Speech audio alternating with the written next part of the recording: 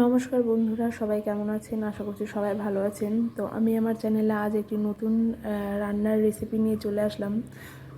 তো এই যে দেখুন, আমি সকালবেলায় মেয়েকে স্কুলে দিতে যাচ্ছিলাম, তো হঠাৎই আমার এই গাছটার দিকে চোখ পড়লো।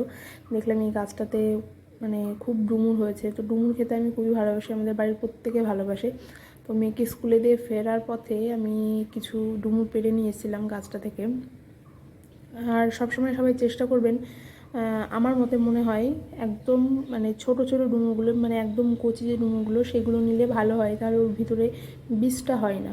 আর বীজ হয়ে গেলে, যে ডুমুরগুলোতে বীজ হয়ে গেছে সেগুলোর সাইড থেকে কেটে কেটে নিতে হয়। আর এগুলোর বীজ হয়নি যেহেতু, সেগুলো আমি এমনিই ছোটো ছোটোভাবে কেটে নিয়েছি। কেটে একটু হলুদ জলে ভিজিয়ে রেখেছিলাম।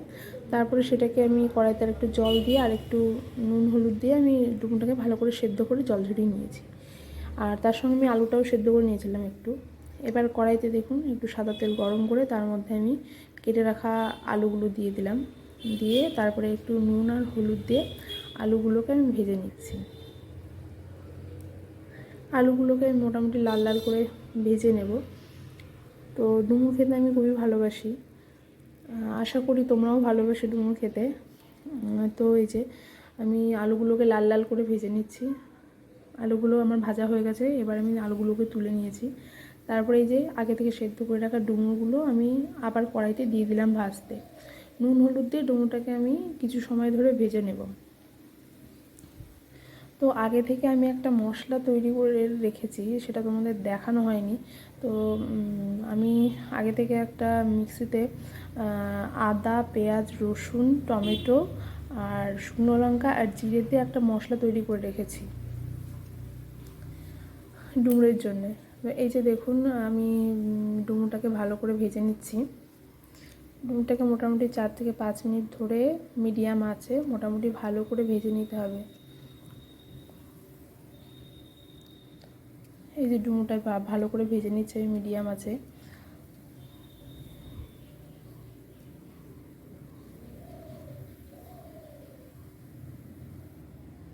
এই যে দেখুন, ডুমুরটা আমার মোটামুটি প্রায় ভাজা হয়ে এসছে।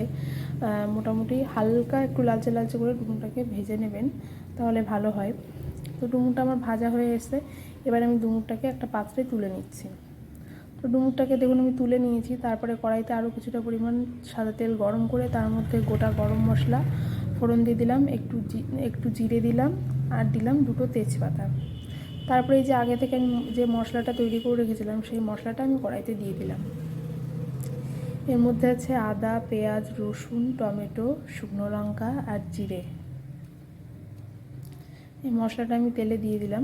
পেঁয়াজটা আজকে আমি ভালো পেস্ট করেই নিয়েছি, পেঁয়াজ আর কুচি আর করিনি। এই যে মশলাটা এবার তেলের উপরে দিয়ে মিডিয়াম আঁচে মশলাটা ভালো করে কষে নিতে হবে। কিছুটা সময় ধরে মোটামুটি 4-5 মিনিটের মতন মশলাটা মিডিয়াম আঁচে ভালো করে কষে নিতে হবে। এই যে মোটামুটি আমার মানে কষা হয়ে এসছে, তারপর তখন আমি দিয়ে দিচ্ছি একটু পরিমাণে লবণ আর একটু হলুদ। লবণ আর হলুদটা দিয়ে আরও কিছু সময় ধরে আমি মশলাটাকে ভালোভাবে কষে নেব, যতক্ষণ না মশলা থেকে ভালোভাবে তেল ছেড়ে দিচ্ছে।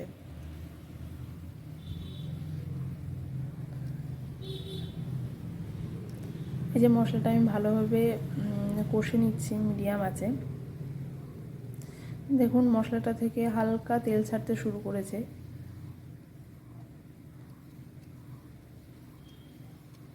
এই যে মশলাটা থেকে মোটামুটি তেল ছাড়তে শুরু করে দিয়েছে। তো ডুমুর রান্না অনেকেই ঝামেলার মনে করেন, যেহেতু ডুমুরটা কাটতে খুব সময় লাগে আর সহজে পাওয়াও যায় না। তো আমি খুব ভালোবাসি ডুমুর খেতে, তাই জন্যে কষ্ট হলেও আমি রান্নাটা করি মাঝে মধ্যেই। তো এই যে মশলাটা আমার পুরোপুরি কষা হয়ে গেছে, তারপরে আমি আগে থেকে ভেজে রাখা ডুমুর আর ভেজে রাখা আলু ওই মশলার মধ্যে দিয়ে দেবো। মশলার সঙ্গে ডুমুর আর আলুটা আরেকটু ভালোভাবে 1 থেকে 1.5 মিনিটের মতো সময় নিয়ে ভালোভাবে কষে নেব।